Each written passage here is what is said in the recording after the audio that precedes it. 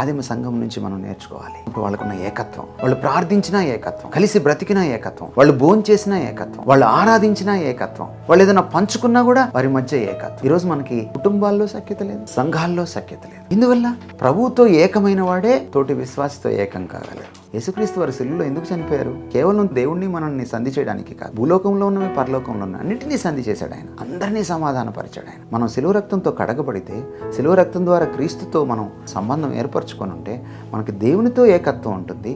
మన తోటి విశ్వాసులు, అసలు మన సంఘంలో ఉన్న వాళ్ళతోటే మనకి ఏకత్వం లేదు. ఈరోజు సంఘాల పరిస్థితి ఇలా ఉంది. ఆనాడు సంఘంలో త్యాగం ఉంది, తమ ఆస్తి పంచిపెట్టారు. ఈ రోజున నాకేమొస్తుంది, సంఘంకి వస్తే నాకేమొస్తుంది, సంఘం నుంచి నేనేం తీసుకోగలను, నేనేం ఇవ్వగలను అనేది కాదు.